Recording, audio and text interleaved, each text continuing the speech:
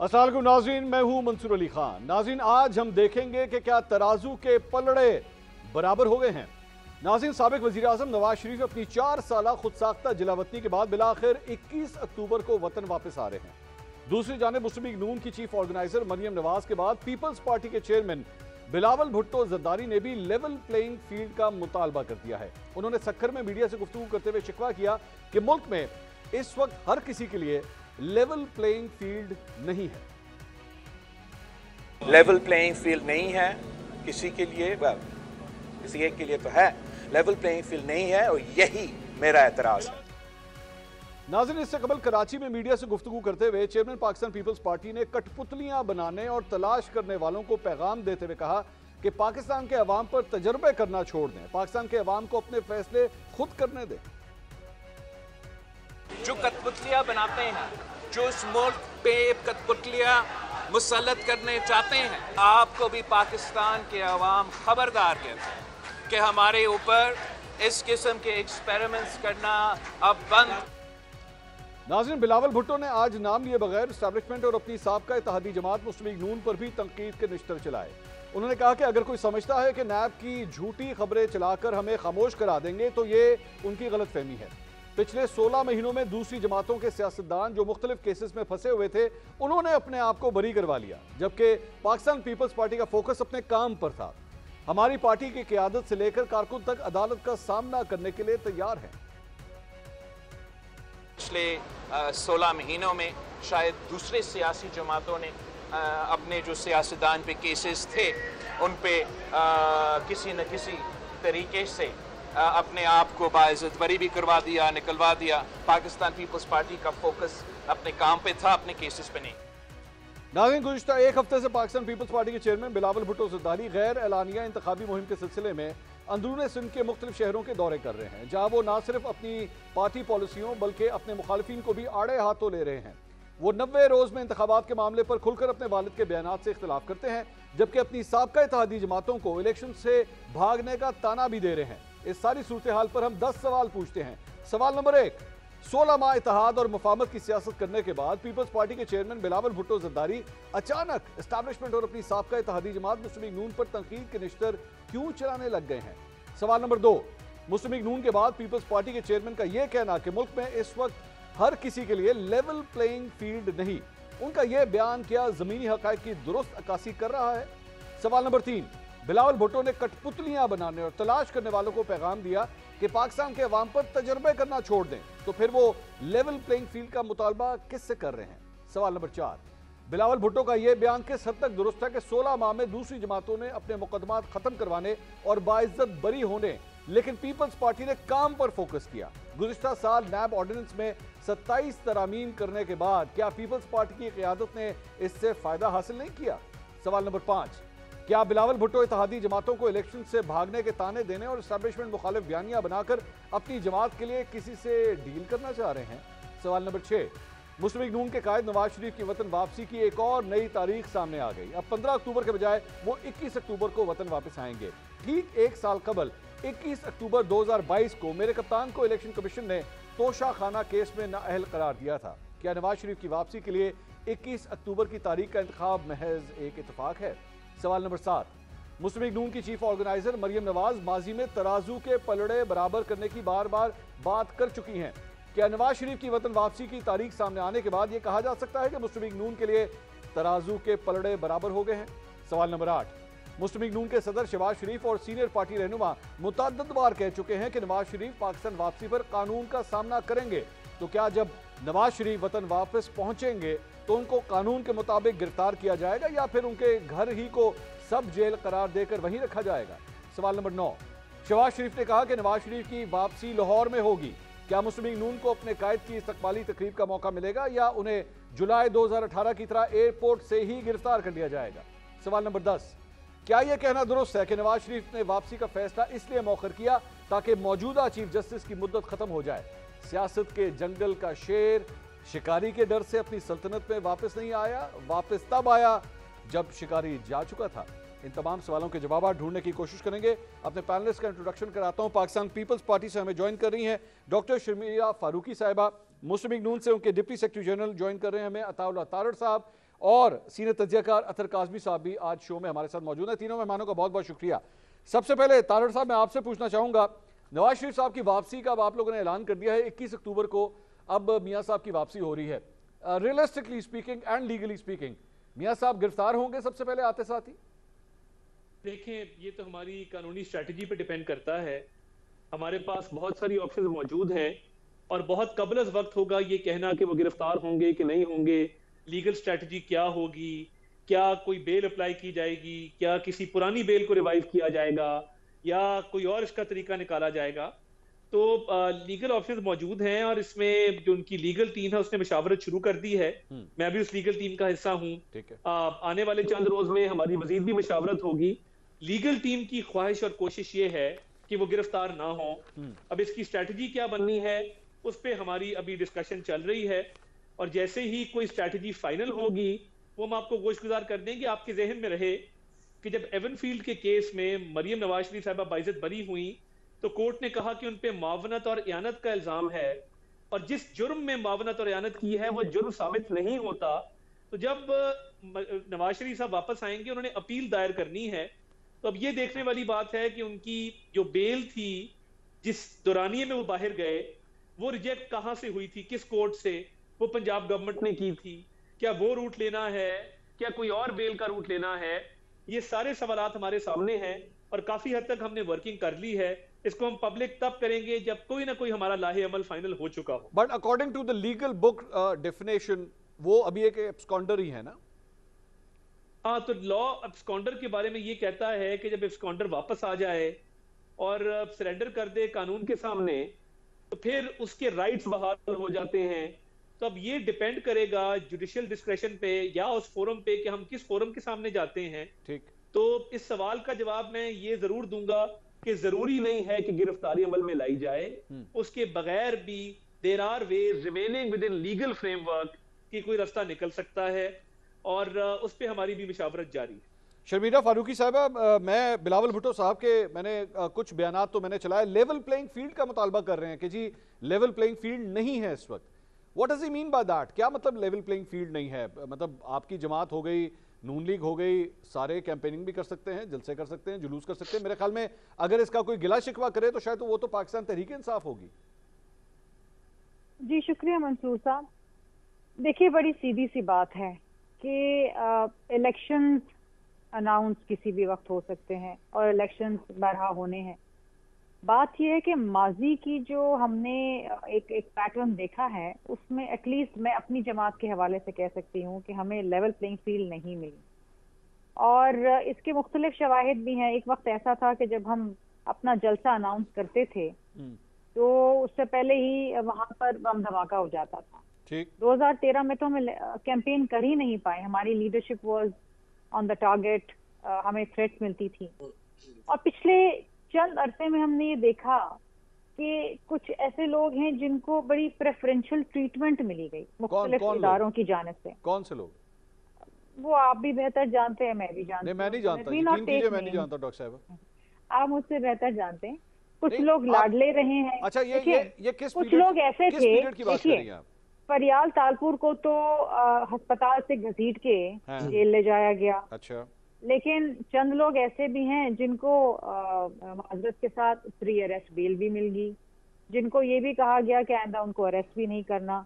अच्छा, ये चीजें हैं जो एक अनफॉर्चुनेटली एक बड़ा बुरा तासुर देती हैं। देखें, कानून सबके लिए बराबर होना चाहिए। नहीं, ये तो मैं डॉक्टर साहब मुझे एक मिनट सबके लिए कंड्यूसिव होना चाहिए। ये तो आप माजी की बात, ये खान साहब के दौर की बातें कर रही हैं आप, खान साहब के दौर की बात कर रही हैं आप। जी, मैं उनके भी दौर की बात कर रही हूँ। बात ये है कि जब आप ये कहते हैं कि मुल्क में फ्री और फेयर इलेक्शंस हो तो उसका प्री रिक्विजिट क्या है? Everybody should be getting fair treatment and equal treatment. अगर किसी को प्रेफरेंशियल ट्रीटमेंट मिलेगी और किसी को लाडला बनाया जाएगा, बाकी लोगों को जेल में रखा जाएगा या उनको प्रेशर किया जाएगा या उनके कैंडिडेट्स को प्रेशर किया जाएगा, तो फिर फ्री एंड फेयर इलेक्शन तो नहीं हुए ना।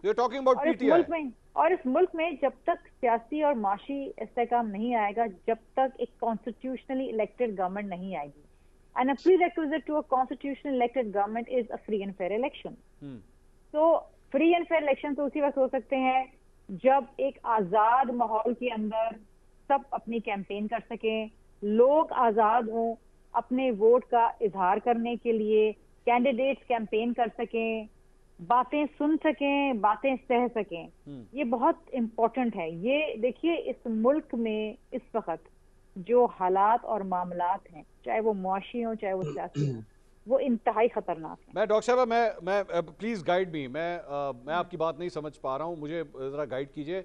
आप इस वक्त पाकिस्तान तहरीक इंसाफ का केस लड़ रही हैं कि उनको ये फ्री एंड फेयर राइट नहीं मिल रहा, या आप अपनी बात कर रही हैं? I am unable to understand this. मैं उस मुल्क में हर उस जमात का, हर उस इंसान का केस लड़ रही हूँ जो इस मुल्क में चाहता है कि जमहूरियत फाल हो, जो चाहता है कि इस मुल्क में शफाफ और मुनसिफाना इलेक्शंस हो। मैं हर उस शख्स की बात कर रही हूँ जो चाहता है कि मुल्क के अंदर सियासी और माशी इस्तेहकाम। आप मैं किसी का मुकदमा नहीं लड़ रही, आपने कहा जी इस मुल्क की आवाम का मुकदमा लड़ रही। आपने कहा कि इस वक्त जो है वो सिस्टम का लाडला, कौन है सिस्टम का लाडला इस वक्त? वक्त और हालात तो किसी एक शख्स का इशारा कर रहे हैं। मुझे गाइड कीजिए, यकीन कीजिए, मुझे अब बिल्कुल उसका नाम भी मैं लेंगे बड़ा तो ही फिर शायद नाम भी लेंगे तो रुस्वा हो जाएंगे, तो नाम ना ही लें तो बेहतर है। ले शर्मिला साहब, लेकिन वो कह रहे हैं, तारड़ साहब कह रहे हैं, ले लें आप आप क्यों नाम। चाहते हैं कि मैं रुस्वा हूँ? नहीं, लेकिन नहीं, क्लियर नहीं है ना, because your chairman has said such a thing. Doctor साहब, your chairman has said something, clear कर देना ताकि मेरा भी on line a of very argument very build कर सीरियस लूं। नोट, एक वक्त ऐसा इस मुल्क में आ चुका है, अनफॉर्चुनेटली, शायद नहीं आना चाहिए था, और शायद उसमें हम सब की कहीं ना कहीं कुछ कोताहियां हैं, ठीक, लेकिन ये वक्त ऐसा है कि ये आपस में लड़ने का नहीं है, ये आपस में झगड़ने का नहीं है। अच्छा, वैसे एक और बात जो आपके चेयरमैन ने कही, बिलावल साहब ने, वो ये भी थी कि जी हमारे इत्तेहादी जो है वो 16 माह में अपने मुकदमा जो है वो खत्म करा के चले गए, हम काम के ऊपर फोकस कर रहे थे।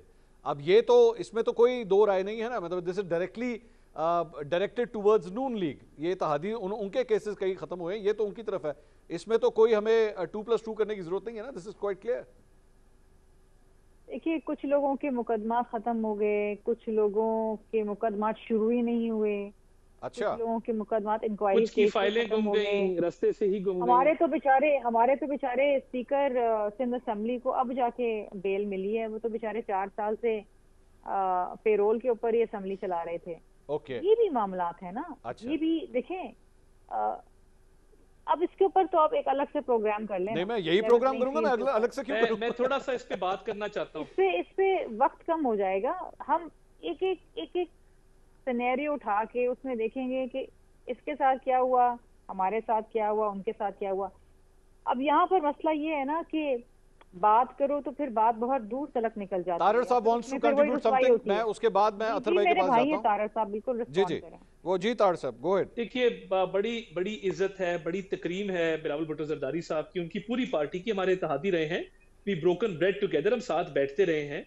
मैं इनकी जदोजहद का भी बड़ा कायल हूं, जो इन्होंने इस मुल्क में एक जमहूरियत के लिए जदोजहद की है, शहादतें बर्दाश्त की हैं, जिला वतनियां हैं, कैदे हैं, बहुत कुछ बर्दाश्त किया है। मगर देखिए, जो जरदारी साहब की स्टेटमेंट है वो कहती है कि हमें इलेक्शन कमीशन पे एतमाद है, वो कहती है कि हल्का बंदियां लाजिम और मलजूम है, क्योंकि एक दफा हो गई आपका मर्दमशुमारी हो गई तो हल्का बंदियों के बाद इलेक्शन होगा। अब मैं किसकी बात मानूं? और देखिए, जहां तक केसेस की बात है, मैं बड़े अदब से ये कहना चाहता हूं कि जो मेरिट पे जिन लोगों की जो इमरान खान की लॉन्च का हिस्सा थे, अब हमारे तो पंजाब में गवर्नमेंट नहीं बनने दी गई, हम सिंगल लार्जेस्ट पार्टी थे, तब 2018 में फैज वाले सिस्टम में पीपल्स पार्टी की हुकूमत बन गई सिंध में, उसको क्या कहा जाए, मैं कुछ नहीं कहना चाहता, I leave it at that. मगर मैं ये भी कहना चाहता हूं with the utmost of respect, देखिए, ये ताने देने का टाइम नहीं है। सब ताना दे के बात कर रहे हैं यार, तारड़ साहब ताना दे के आप कहते हैं ताने देने का टाइम नहीं है। और देखिए, जिनके केस मेरिट पे खत्म हुए, किसने बनाए थे? किसने कलूजन की थी नवाज शरीफ को गेम से बाहर रखने की? किसने 3-3 साल लोगों को कैद किया? और हम कंडेम करते रहे हैं अक्रॉस द बोर्ड जिनके साथ ज्यादती हुई, मगर हमारे एटलीस्ट केसेस मेरिट पे डिसाइड हुए। किसी के केस की फाइल रास्ते से नहीं गुमी कि अदालत में जा रहे रास्ते से फाइल गुम गई। वैसे देखिए, तारड़ साहब, एक सवाल कर लूं, अगर आप बाइंड अगर उसके बाद मैं आगे चलता हूं। ये पाकिस्तान पीपल्स पार्टी जब पीडीएम छोड़ के गई थी, वो याद है माजी के अंदर, चूंकि माजी की थोड़ी सी बातें हो रही हैं, जब पीडीएम छोड़ के गई थी, ऑर्गेनिक तरीके से गई थी, इनऑर्गेनिक तरीके से गई थी? देखिए, तब इन्होंने एक फैसला किया, इनको शायद उस वक्त सूट नहीं करता था, मगर मैं ये समझता हूं कि हमने हमेशा अकोमोडेट करने की कोशिश की और इनको प्रायोरिटी भी देने की कोशिश की। अभी भी मैं समझता हूं कि पॉलिटिकल पॉइंट स्कोरिंग के लिए ये काम ना किया जाए। मेरी पार्टी की ये पॉलिसी है, स्टेटेड पॉलिसी है। ओके। हम इस मड स्लिंगिंग कैंपेन का पार्ट नहीं बनना चाहते, हम इन बातों का जवाब नहीं देना चाहते, हम ये तलखियां पैदा नहीं करना चाहते, क्योंकि इससे पॉलिटिकल इंस्टेबिलिटी होगी, सिस्टम को नुकसान होगा। वो नुकसान हम नहीं पहुंचाना चाहते और हम आसिफ अली जरदारी साहब की जो स्टेटमेंट है उसके साथ खड़े हैं। उनकी स्टेटमेंट ठीक थी और हमें आपस में एक म्यूचुअल रिस्पेक्ट का रिश्ता कायम रखना चाहिए। अतर काजमी साहब, सॉरी आपको मैंने बड़ा वेट कराया है। अतर साहब, मियां साहब 21 अक्टूबर को आ रहे हैं और यही ज्यादातर तज्जियाकार कह रहे थे कि मियां साहब तब तक वापस नहीं आएंगे जब तक इलेक्शन के हवाले से कुछ सीन नहीं बनेगा।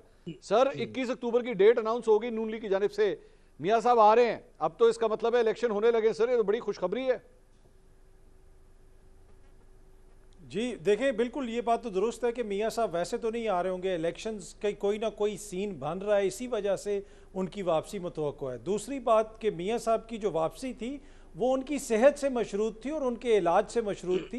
अब पता है, आप बड़ी जमात के लीडर हैं, मुल्क के बड़े लीडर हैं, इस हवाले से भी आवाम को यकीनन फ़िक्र होगी। नून लीग को ये भी क्लियर करना चाहिए कि इलाज मुकम्मल हो गया है, अब वो मुकम्मल सेहतयाब हो गए हैं, इसलिए वापस आ रहे हैं। क्योंकि 4 साल से तो यही बताया गया, अदलिया के अंदर मेडिकल रिपोर्ट्स भी जमा करवाई गई, तो हम उम्मीद करते हैं कि मियाँ साहब मुकम्मल सेहतयाब हो गए और वो वापस आ रहे हैं। दूसरी बात, अभी ये जो दोनों शख्सियात एक दूसरे के ऊपर इल्ज़ामात तो नहीं मैं कहूँगा, एक तरह से तंज कर रहे थे। देखें, ये बुनियादी तौर पे अवाम के शऊर को थप्पड़ मार रहे थे। ये समझते हैं कि 16 माह के दौरान जिस तरीके से हुकूमत यहाँ पे चलाएगी, और बिलावल साहब असेंबली में खड़े होकर कहते थे कि शहबाज शरीफ हमारा ज़्यादा प्राइम मिनिस्टर है, ये वो खड़े होकर उधर उन्होंने असेंबली में फरमाया। तो अब ये कह रहे हैं कि जनाब वो उनकी वजह से हमें ये हो गया और उनकी वजह से वो हो गया। ये अच्छी थी हुकूमत या बुरी थी? ये इनकी इकट्ठी हुकूमत थी। और अब ये जो पीपल्स पार्टी की ख्वाहिश है कि वो मौशी नाकामियों का मलबा डाल दें नून लीग के ऊपर, और नून लीग की ख्वाहिश है कि वो कोई मलबा उनके ऊपर डाल दें, ये अवाम ने ये बाय नहीं करना। आपको अपनी कारकर्दगी दिखानी पड़ेगी कि 16 माह के दौरान आपने क्या किया। जो भी आपकी पॉलिसीज थी उससे हो सकता है लोग नाखुश हों, लेकिन इसको ग्रेसफुली आपको मानना पड़ेगा कि हमने मिल के ये सब कुछ चलाया और जो भी था वो हमारी मिल के हमारी वो पॉलिसीज थी। एक भी पॉलिसी बता दें जिस पे नून लीग ने पीपल्स पार्टी पे एतराज़ किया हो काबीना में, और या बिलावल साहब ने काबीना के अंदर किसी जगह पे इख्तलाफी नोट कोई लिखा हो। तो अब बड़ा आसान है एक दूसरे को इस तरह तनकीद करना और उससे ये लेना कि अवाम जो है वो ये बाय कर लेंगे। ऐसा होगा। मुझे करेक्ट कीजिएगा और गाइड कीजिएगा। मुझे ये लग रहा है कि ये दोनों जो इत्तेहादी हैं ये एक दूसरे से इख्तलाफ करना चाह रहे हैं, लेकिन बात को वहां तक नहीं ले जाना चाह रहे कि कल को अगर हमें दोबारा इत्तेहाद करना पड़ गया तो फिर हम किस तरह इत्तेहाद करेंगे। अपने अल्फाज को बड़ा फूक फूक के जो है वो दोनों ले रहे हैं, लेकिन कर रहे हैं एक दूसरे पे तनकीद। शर्मिला साहिबा ने जो गुफ्तगू की है वो मुझे तो फील हुआ कि वो डायरेक्टेड नून लीग की तरफ थी। वो इवन तो वो नून लीग का नाम नहीं लेना चाह रही, मतलब बिलावल साहब जब ये कहते हैं 16 माह में अपने केसेस खत्म करा लिए, तो जाहिर वो केसेस किसके खत्म हुए? नून लीग के खत्म हुए। लेकिन ये एहतियात बरत रहे हैं, कहीं ऐसा तो नहीं है कि पाकिस्तान पीपल्स पार्टी के दिल में कहीं दूर बल्ले का तीर आके लग रहा है और वो ये कह रहा है कि जनाब जरा इधर भी ध्यान दें थोड़ा सा?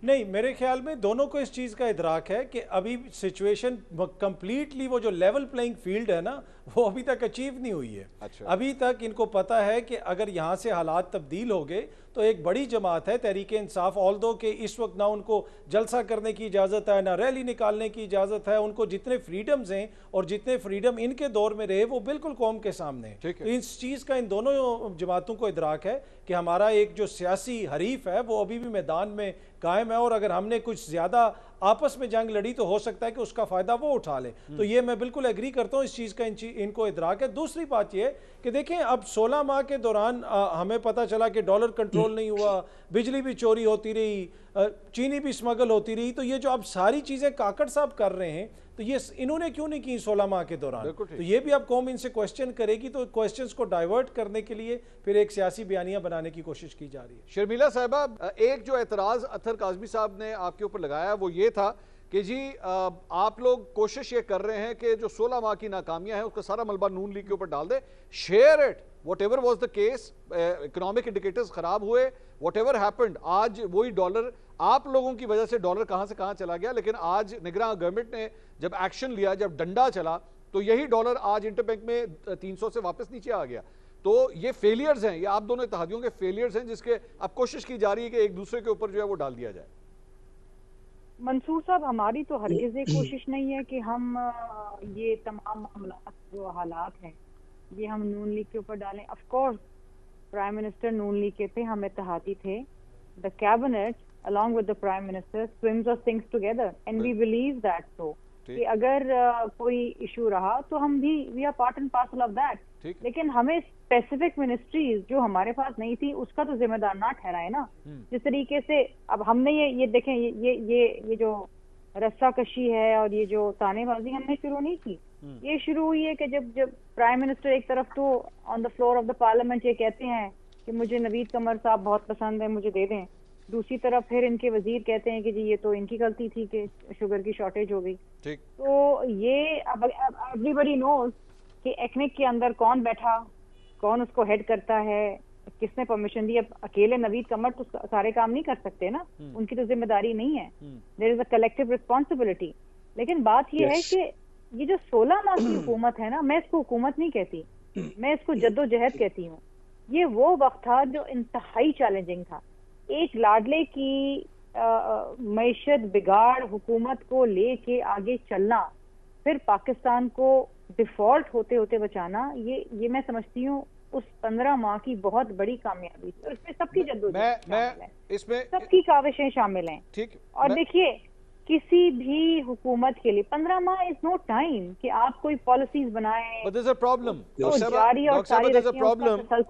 a problem जहां पे आप दोनों इत्तेहादियों के आपस में थोड़ी बहुत फ्रिक्शन हो रही है। You have a third ally also, and that was मौलाना फजल रहमान। मौलाना फजल रहमान ने अभी थोड़ी देर पहले एक इंटरव्यू दिया है और उस इंटरव्यू के अंदर आप दोनों के हवाले से उन्होंने कुछ गुफ्तगू की है कि ये कितना गलत फैसला था इस सारे मामले को आगे ले जाने का। उन्होंने क्या गुफ्तगू की है जरा सुनिए, फिर मैं सवाल करता हूं, जरा सुनिएगा जरा। आपने जो तरीके अदम लाने का फैसला किया उससे इमरान खान को फायदा हुआ, आपको क्या फायदा हुआ? ये कुछ हमारी सियासी गलतियों की वजह से हुआ। यानी उस वक्त जब उसका ग्राफ बिल्कुल नीचे था और हम कह रहे थे कि इलेक्शन की तरफ जाओ, तो हम पार्लियामेंट की तरफ आ गए। तो पार्लियामेंट की तरफ आ गए तो फिर हमारी मजबूरियां मुख्तलिफ हो गई कि मुल्क इस हद तक कमजोर हो चुका है कि अगर आपने मुद्दत पूरी करने वाली हुकूमत संभाली, चूंकि मईशत कमजोर हो चुकी, हम नहीं उठा सकेंगे मुल्क को। जब नहीं उठा सकोगे तो फिर उसका ग्राफ उठेगा और आपका ग्राफ नीचे आएगा, और वही हो रहा है। ये तारड़ साहब, पहले आप इसके ऊपर आप बात कीजिएगा। इस पूरी मूव के ऊपर एक्चुअली जाहिर बात है सबसे जो बड़ी कुर्सी थी या सबसे बड़ा फायदा हुआ वो हुआ शहबाज शरीफ साहब को, आपके पार्टी के सदर को। सो आज मौलाना फजल रहमान साहब भी एक्सेप्ट करते हैं it was a wrong move to actually go for that, हमें सीधा इलेक्शंस में चले जाना चाहिए था। देखिए बात यह है, एक तो मैं शर्मिला साहिबा की बात से अग्री करता हूं कि कैबिनेट का कोई भी फैसला वो कलेक्टिव मिनिस्ट्रियल रिस्पॉन्सिबिलिटी होती है, कोई एक वजीर अपना एजेंडा किसी पे थोप नहीं सकता। तो एक तो ये बात बिल्कुल दुरुस्त है कि कलेक्टिव मिनिस्ट्रियल रिस्पॉन्सिबिलिटी थी। और मैं जनरली भी इत्तेफाक करता हूं कि ये 16 महीने कोई इक्तदार उस तरह से नहीं था, ये तो चीजों को ठीक करना था। और देखिए मंसूर साहब, अब तो हाइंडसाइट में ना वो कहते हैं कि हाइंडसाइट में आईसाइट 6/6 होती है कि एक टाइम गुजर गया उसके बाद उस पर बात करना, 100 चीजें आप कह सकते हैं कि ये ना होता तो वो होता, वो ना होता तो ये हो जाता। मेरा ये मानना है कि आज जो डॉलर में बेहतरी आई है, आज जो क्राइसिस कंट्रोल हो रहे हैं, अगर IMF का मुआहदा जो खुदकुशी ना करने वाले शख्स ने डिले किया था कि मैं खुदकुशी कर लूंगा, 6 माह असद उमर के, शौकत तरीन, हफीज शेख, इन लोगों ने मुल्क को डिफॉल्ट के दहाने पे पहुंचा दिया। 16 माह तो हम मलबा उठाते रहे हैं इस गिरी हुई इमारत का। अगर हम IMF का मुआहदा ना करते, आज डॉलर मुस्तहकम होता? The answer is no. अगर हम IMF का मुआहदा ना करते, कॉन्फिडेंस जो इन्वेस्टर का है वो इंस्टिल होता? The answer is no. क्या दोस्त ममालिक उस तरीके से हेल्प कर पाते जिस तरह से वो हेल्प अप कर रहे हैं by sending billions of dollars? The answer is no. साहब, your own ally partner is not agreeing with you ना, मौलाना फजल रहमान साहब आपसे agree कर रहे हैं। मौलाना साहब का देखिए ये राइट है, उनकी नजर में ये ठीक होगा, उनकी इस राय की बड़ा एहतराम है, बड़ी इज्जत है और उनका बड़ा एक मुकद्दम राय है, जरूर होगी। मैं ये मानता हूं कि अगर ये हम काम ना करते 16 माह में आके और IMF का मुआहदा ना तय करते तो आज उसके समरात कौम को ना मिल रहे होते।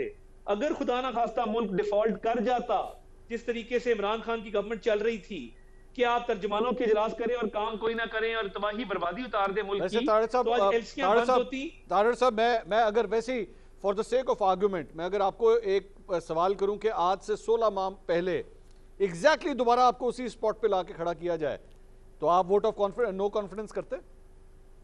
जरूर, क्योंकि देखिए उस मैनेज को हटाना जरूरी था, उनसे जान छुड़ाना जरूरी था जो पाकिस्तान के एसेट्स बेच रहे थे। फिर तो इसका मतलब है you back your decision ना, फिर तो क्लियर हो गया। मैं तो आई स्टैंड देखें, आई स्टैंड बाय इट। और आखिरी बात ये कि अगर मुल्क डिफॉल्ट करता, एयरलाइनें आना बंद हो जाती, एलसीआं ना खुलती, एक्सपोर्ट्स बंद हो जाती, इंडस्ट्री ठप हो जाती, यहाँ पे कोराम मच जाता, तो फिर कौन जिम्मेदार होता? कौन जिम्मेदार होता? Let me take a break, I have to take a break.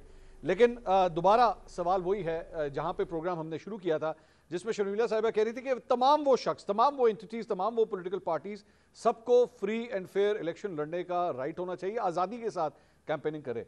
लेकिन क्या इस वक्त आज इस सितंबर के महीने में ये कहा जा सकता है कि वाकई ये माहौल बना हुआ है? अतर काज़मी साहब के सामने मैं सवाल रखूंगा एक ब्रेक के बाद, हमारे साथ रहिएगा।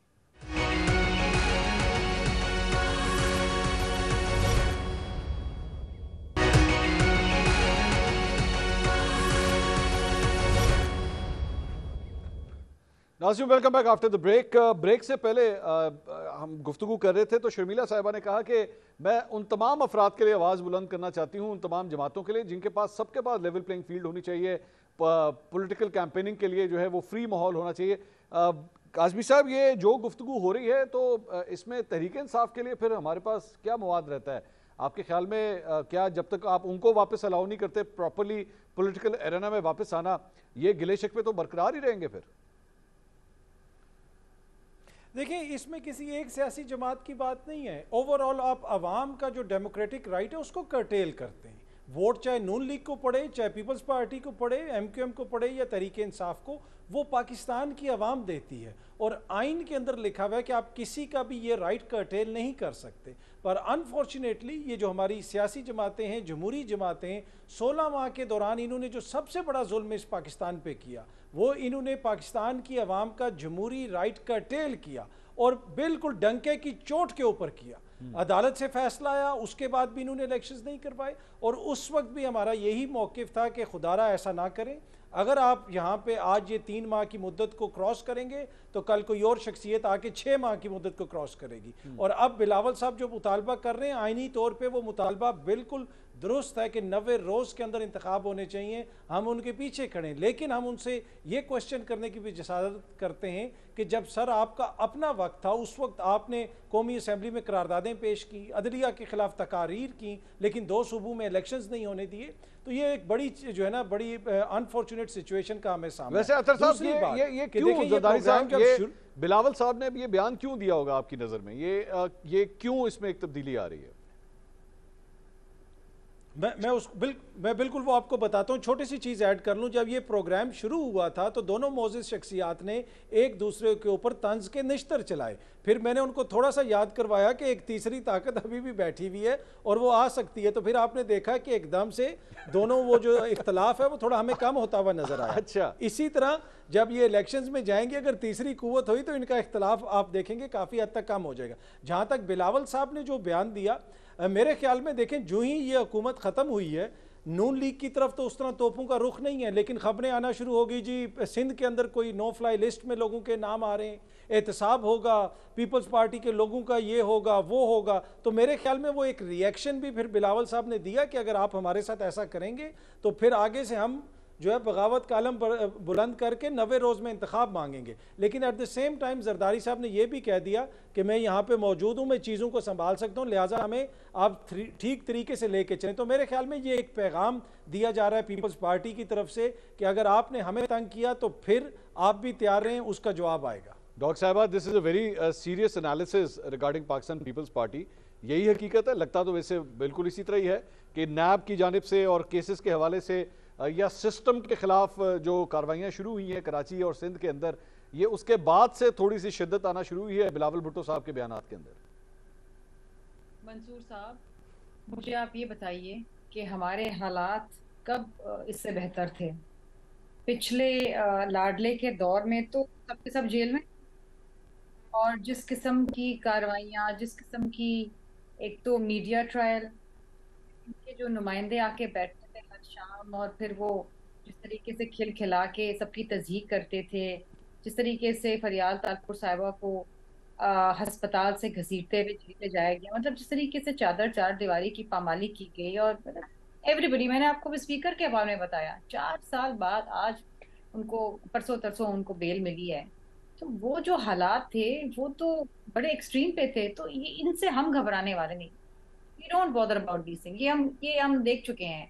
11.5 साल आसिफ अली जरदारी साहब ने बेगुनाही में जेल काट ली, सारी चीजें हो गई, साहिबा शहीद हो गई, बहुत कुछ हो गया, बड़ी तकलीफें सही, लेकिन पीपल्स पार्टी जो है वो बड़ी स्टेडफास्ट रही है। अपनी जो एक जद्दोजहद कौन है, कर रहा है ये सब जो कुछ? एक स्ट्रगल है फॉर डेमोक्रेसी, ये सारा कुछ अब कौन कर रहा है? कौन है ये? कुछ पॉलिटिकल रियलिटीज हैं पाकिस्तान में जिसको आप डिनाई नहीं कर सकते, अनफॉर्चुनेटली। और वो आप भी समझते हैं, तारड़ साहब भी समझते हैं, लेकिन अगेन जो चेयरमैन साहब की बात थी, लेवल प्लेइंग फील्ड, वो इसलिए बहुत अहम और बहुत जरूरी है बिकॉज ये प्री रिक्विजिट है फ्री एंड फेयर इलेक्शंस। अगर लेवल प्लेइंग फील्ड नहीं मिलती तो आइंदा आने वाले इलेक्शंस भी कंट्रोवर्शियल जाएंगे और उनको एक्सेप्ट नहीं किया जाएगा। Including a level playing field for Pakistan Tehreek Insaf?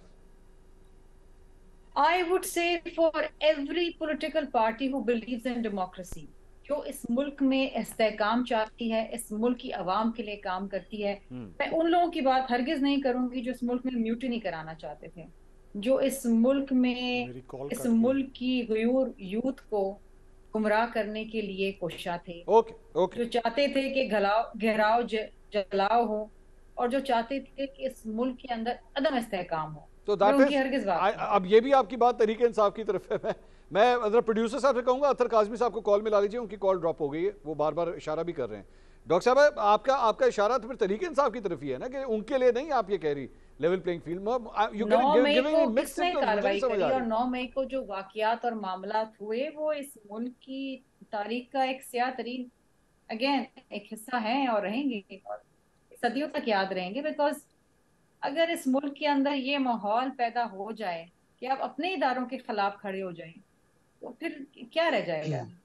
तो फिर मुझे फिर ये क्लियर कर दीजिए, मुझे फिर ये क्लियर कर दीजिए कि क्या आप ये कह रही हैं कि पाकिस्तान तहरीक इंसाफ पे पाबंदी लगनी चाहिए, या फिर इस साइड पे आ जाए मेरे साथ? देखिए, मैं कौन होती हूँ कुछ कहने वाली? नहीं, अगर गलती है, अगर ऐसे मामलात और हालात हुए जिसके नतीजे में मुल्क के अंदर म्यूटनी कराई जा रही थी, सरकारी इदारों की तज़हीक की जा रही थी, उनको नुकसान पहुंचाया जा रहा था, तो कानून के मुताबिक कार्रवाई होगी।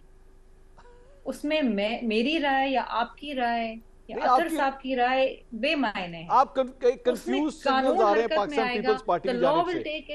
नहीं, द कंफ्यूज सिग्नल्स आ रहे हैं ना। एक जगह आप ये खुद कहती हैं कि म्यूटिनी अगर हुई है और तख्ता उलटने की कोशिश की है, मुल्क में इंतशार फैलाने की कोशिश की है, तो नहीं हो सकता, इनके साथ फिर यही होना चाहिए। दूसरी जगह आप कहती हैं कि नहीं, मैं तमाम जमातों के लिए ये सब कुछ एक ही रिक्वेस्ट करती हूँ। देखिए, मैंने कहा ना, मैं उन तमाम जमातों के लिए ये कह रही हूँ जो जमहूरी सोच रखते हैं, जो इस मुल्क के अंदर सियासी और माशी इस्तेहकाम चाहते हैं। We believe in democracy, we believe in the constitution, लेकिन जो लोग नहीं बिलीव करते उनके लिए तो फिर यही है जो 9 मई को वाकयात और मामलात हुए। चलें, मैं आगे चलता हूँ। ये तारड़ साहब, उनका मुकदमा कौन लड़ेगा? मैं तो नहीं लड़ूंगी। ओके, तारड़ साहब, ये अतर काज़मी साहब ने प्रोग्राम के शुरू में एक बात की थी, वो उसका जवाब मैं उस वक्त ले नहीं सका, अब जरा बता दीजिए। उन्होंने कहा कि मियाँ साहब की वापसी इलाज के साथ मशरूत थी, प्लेटलेट्स गिर गए थे जिसकी वजह से उन्होंने इलाज अपना करवाना था। इस दौरान हमने देखा मियाँ साहब दीगर मुल्कों के अंदर भी गए, सऊदीया भी गए, मियाँ साहब UAE भी गए, नहीं पाकिस्तान नहीं आए। तो इलाज के हवाले से क्या अपडेट है? मियाँ साहब अब पूरी तरह सेहतमंद हैं, इसीलिए वापसी हो रही है? देखिए, उनकी जो मेजर प्रॉब्लम्स थी वो जेल में रहने की वजह से, एक स्ट्रेसफुल एनवायरनमेंट की वजह से, और ऐसा एनवायरनमेंट जहाँ पे उनको डॉक्टर्स तक और अद्वियात तक रसाई नहीं दी जाती थी। ठीक है। और मैं खुद गवाह हूँ, मैंने बड़ी जद्दोजहद की है, मुश्किल दौर था, 6-6 घंटे बेचारे डॉक्टर अदनान कोट लखपत जेल की दीवार के साथ लगे खड़े रहते थे, उनको रसाई नहीं मिलती थी और ये इंस्ट्रक्शन थी कि दवाई नहीं देनी, डॉक्टर को मिलने नहीं देना। तो उनकी हार्ट की कंडीशन ऐसी नहीं थी उस वक्त कि वो जेल में रह सकते या कोई उनका इलाज प्रॉपर हो सकता, क्योंकि ऑलरेडी उनकी हार्ट की परफोरेशन हो चुकी थी, 70 ईयर्स प्लस एज थी। तो टाइम के साथ उनकी हेल्थ बहुत इंप्रूव की है और उसमें खासी बेहतरी आई है। तो हेल्थ की तरफ से there is a good update and I think वो अब माशाल्लाह अच्छी सेहत है। अच्छा, तो वो मतलब बिल्कुल अब वो माशाल्लाह सेहतमंद हो गए। तो सर वो सेहतमंद तो वैसे मेरे ख्याल में पहले नहीं हो गए थे जब वो यूएई गए थे और सऊदीया गए थे? नहीं, देखिए बिल्कुल पिछले 2-3 माह में उनकी सेहत बिल्कुल फिट थे। अच्छा, कोई ऐसी बात नहीं थी। बट ऑब्वियसली हमने जो मशावरत की है कानूनी तौर पे, सियासी तौर पे, उनकी वापसी में सियासी और कानूनी अवामिल भी शामिल थे। अच्छा। जिन पे डिस्कशन की गई है और उसके बाद उनको एडवाइस किया गया है और पार्टी ने ऑब्वियसली अपनी जो इंटरनल मीटिंग्स करके, कंसल्टेशंस करके, उसके बाद उनसे फाइनल जो है वो डेट ली है। तो उसमें पॉलिटिकल और लीगल इम्प्लीकेशंस मौजूद थी। तो लीगल इम्प्लीकेशंस के अंदर सर एक पॉइंट ये भी आता है कि मौजूदा चीफ जस्टिस रिटायर हो रहे हैं 16 को, उसके बाद ही मियां साहब की वापसी हो रही है। नहीं, मियां साहब का कोई भी केस सुप्रीम कोर्ट में नहीं था। मियां साहब के तमाम केसेस इस्लामाबाद हाई कोर्ट में हैं और एक मामला उनका पंजाब गवर्नमेंट से रिलेटेड है। तो मैं नहीं समझता कि बंदयाल साहब की रिटायरमेंट का इससे कोई ताल्लुक है या बंदयाल साहब की रिटायरमेंट का वेट किया जा रहा था। तो वो ऑब्वियसली अपील लगनी है, इस्लामाबाद हाई कोर्ट ने सुनना है और वो अपने टाइम से ही उसका फैसला आना है। तो ये पब्लिक परसेप्शन एक बन गया है कि शायद बंदयाल साहब की रिटायरमेंट का इंतजार किया जा रहा था बतौर लीगल टीम के एक मेंबर की, और मैं बड़ी देर से लीगल टीम का मेंबर हूं। मैं ये बात क्लैरिफाई करना चाहता हूं कि किसी भी सूरत या किसी भी तरीके से बंदयाल साहब की रिटायरमेंट का मियां साहब की वापसी से दूर दूर का कोई ताल्लुक। अतर काज़मी साहब, तारड़ साहब फरमा रहे हैं ये पब्लिक परसेप्शन बन गया था। आपके ज़हन में ऐसा कोई परसेप्शन तो नहीं है सर? ये बंदयाल साहब के जाने की वजह से नहीं हो रहा और मियां साहब माशाल्लाह सेहतमंद भी हो गए हैं। आपके परसेप्शन क्लियर हो गए सर? आप पूछ रहे थे ना सवाल। देखिए, पहली बात यह है कि सीनियर नून लीग की लीडरशिप बार बार मुतअद्दिद मौक़ों के ऊपर ये फरमा चुकी है कि हमें उम्मीद नहीं है कि बंदयाल साहब की कोर्ट से हमें इंसाफ होगा। ये मेरा बयानिया तो नहीं है, आप इंटरव्यूज़ आप टीवी के उठा के देख लें, मुतअद्दिद आपको शॉर्ट्स मिल जाएंगी जहाँ पे सीनियर लीडरशिप कहती है कि जब तक बंदयाल साहब हैं हमें कोई तवक्को नहीं है कि इनको इंसाफ मिलेगा। तो ये तो नून लीग का अपना बयानिया है। और मैंने उसी वक्त मुतअद्दिद बात अर्ज़ की और आपके प्रोग्राम में भी गालबन एक दफ़ा अर्ज़ की थी कि ये तो बड़ा इंतहाई ख़तरनाक बयानिया है। आप तो आने वाले चीफ जस्टिस को पहले कंट्रोवर्शियल बना रहे हैं। आप ये तासुर दे रहे हैं कि काजी फायज ईसा साहब आएंगे तो खुदा ना खास्ता वो मियां साहब को रिलीफ देंगे। जो भी मोजिज़ जज होगा वो तो आइन और कानून के मुताबिक फैसला करता है। तो ये परसेप्शन नहीं बल्कि ये बयानिया नून लीग का है कि अता बंदयाल की अदालत जो है हमें इंसाफ नहीं देगी। वैसे परसेप्शन वैसे बात ही नहीं है। अच्छा साहब, ये जो आपने कहा कि ये बड़ा गलत है कि एक चीफ जस्टिस जो है वो अभी उनका टेन्योर चल रहा है तो आप उनको कंट्रोवर्शियल कर रहे हैं। सर, अगर कोई सियासी जमात एक चीफ जस्टिस के जाने के बाद उसे कंट्रोवर्शियल करे तो उसका क्या करना चाहिए?